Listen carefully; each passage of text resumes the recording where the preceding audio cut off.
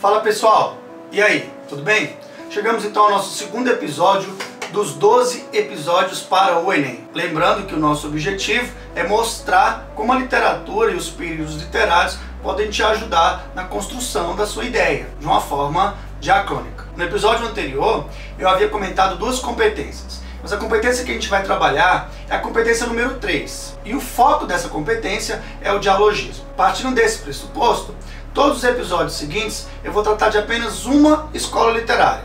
E assim eu vou poder trazer para vocês novas ideias ou outros assuntos a respeito daquele tema de redação. E aí a gente consegue aprofundar. Então eu vou fazer novamente uma apresentação da escola, as características mais importantes, e depois vou mostrar o tema do Enem e naturalmente como a gente aplicaria dentro daquela proposta de redação. Lembrando que o foco é a competência número 3, que é como você lida com as informações e os conhecimentos das demais áreas. O tema da nossa aula de hoje é o arcadismo, ou alguns livros chamam de setecentismo, e o nome mais comum é neoclassicismo. O próprio nome já ajuda muito, porque neo, novo, classicismo, clássico. E quando a gente fala em clássico, naturalmente vem a ideia da cultura greco-romana ou cultura antiga. Por isso, neoclássico. Isso já justifica o primeiro conceito, como a gente pode entender o arcadismo, como a retomada de alguns ideais clássicos. Para se falar em arcadismo, nós temos que fazer algumas ponderações. A primeira é para vocês perceberem o contexto histórico que está acontecendo na Europa. A gente entende mais ou menos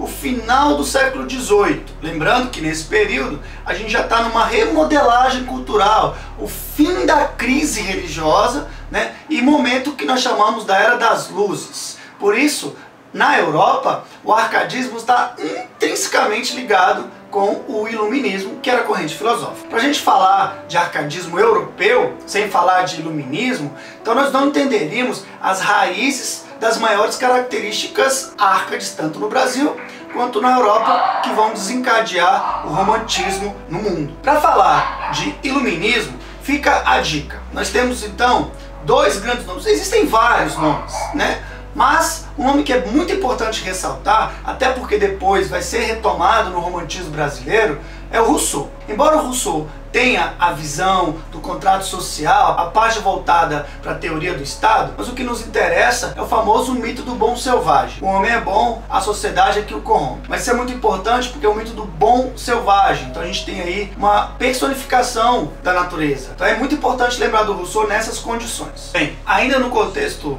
europeu e efervescente do iluminismo, nós temos as crises religiosas, mas em 1776 a gente vai ter a independência dos Estados Unidos. Nesse meio termo, a gente já começa a enxergar as Américas. E isso vai fortalecer, inclusive, a visão nacionalista que depois vai permear no Brasil durante a Inconfidência, que também vai ser assunto da nossa aula de hoje.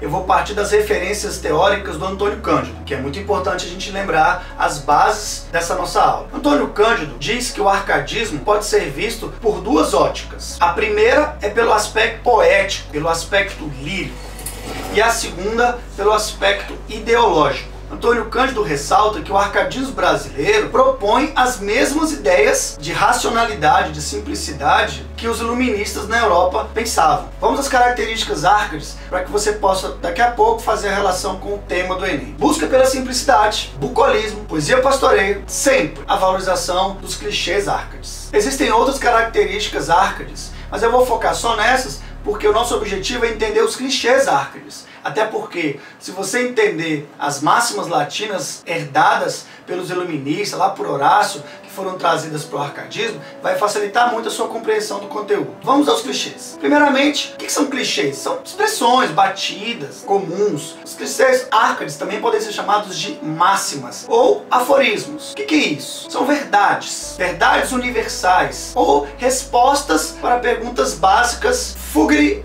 urbem. Está em latim, mas é bem simples de aprender. Fugere urbem. Fugere ou fugere, fuga. Urbem, urbano. Fuga, urbana, ou fuga da cidade. O que isso representa? Não pode esquecer que o contexto é um contexto de inconfidência, um contexto de revoltas sociais, um contexto de perseguição. Logo, a ideia de fugir da cidade traz um escapismo. E agora então, locus amenus, ou lugar tranquilo, lugar ameno. No episódio The Following Me, você pode depois perceber o que é o locus amenus aplicado exclusivamente à literatura. Mas locus amenus, nesse nosso contexto de Enem, seria o lugar tranquilo, que é a natureza. E o mais importante deles, carpe diem, ou o mais famoso, aproveite o dia, ou aproveitem o dia. Além dessas características dos clichês, um outro aspecto muito relevante é a pseudonímia, ou seja, pseudo, falso, nímia, nome. O que é pseudonímia? Considera-se de uma forma bem simples, pseudonímio é o apelido. E aí você me pergunta, para que serve o pseudônimo? O pseudônimo serve para libertar o eu lírico dos preconceitos. Então, se você tem um apelido e alguém te trata pelo apelido, é muito diferente de você ser tratado pelo nome. Pelo nome traz um grau de formalidade. Chegamos então ao momento onde nós vamos pegar essas informações sobre arcadismo, transformar na competência 3, que é a competência que diz que você precisa ter capacidade de relacionar e organizar as informações. O tema da redação de 98 foi um trecho da música O Que É do Gonzaguinha. Se você acessar o site dele, vai estar lá na descrição, vai começar assim, vejamos.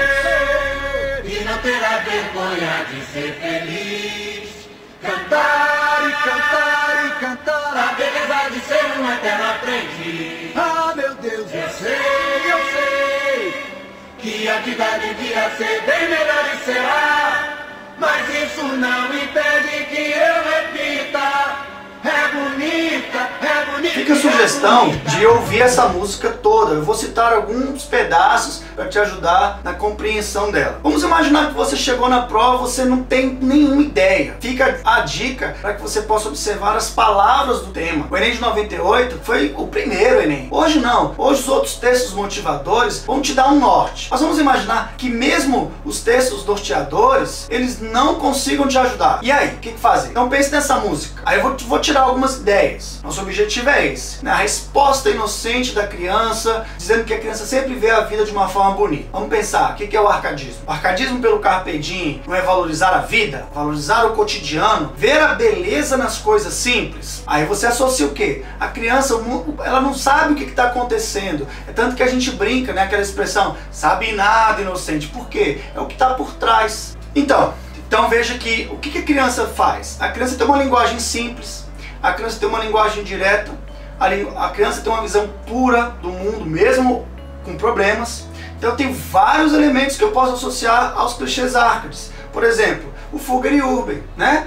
O Fugere Urbem não era para fugir da turbulência social e buscar através do carpe diem, do locus amenus, a pureza das coisas? É só você colocar uma criança no parquinho. Claro que hoje as crianças ficam mais tempo no computador, ou qualquer pessoa quer tranquilidade, então ela vê na natureza aquela inocência, aquela pureza, a natureza boa, traz essa ideia de locus amenus. Então tem a ver com a ideia dos arcades. Então se você comparar, por exemplo, Tomás Antônio Gonzaga em Marília de Disseu, o que ele faz? Ele compara Marília de Disseu aos animais, mostrando que o jeito da cadela cuidar dos filhotinhos, o jeito da vaca preta dar o leite, as finas lãs, mostra uma simplicidade. Inclusive, nos versos de Marília de Disseu, ele fala que ele não quer muitas coisas, ele quer apenas a simplicidade para que ela se sinta bem. Então veja, essa ideia do inútil et truncat, caso vocês não conheçam a música, essa música é legal.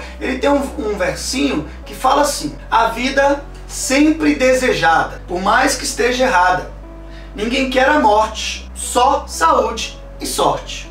Então veja, ninguém quer a morte, só saúde e sorte. Veja a simplicidade. Houve uma redução dessa turbulência, houve o corte das coisas inúteis. E naturalmente você tem uma supervalorização e aí você enxerga que a vida é bonita. Bem, ainda nessa ideia das contradições entre uma pessoa que vê um mundo diferente da outra, e daí a questão do Fugger Urban. Quem está do lado da cidade vê a vida de uma forma conturbada, e quem está do outro lado vê a vida de uma forma amena. Ele inclusive tem os seguintes versos: você diz que é luta e prazer, ela diz que a vida é viver, ela diz que melhor é morrer, pois amada não é e o verbo é sofrer. Veja que nesse contexto, na mesma música, um diz uma coisa, outro diz outra, e aquela, por não ser amada, prefere não viver. Lembra que na Europa não houve arcadismo, né? Já está acontecendo o quê? O romantismo. Essa música tem várias citações, inclusive cristãs, lembrando que no romantismo não é uma religiosidade, é o cristianismo. Então veja que o arcadismo trouxe para você muitas informações. Detalhe, percebeu que eu praticamente não entrei em nenhum escritor. Eu apenas te mostrei que o conhecimento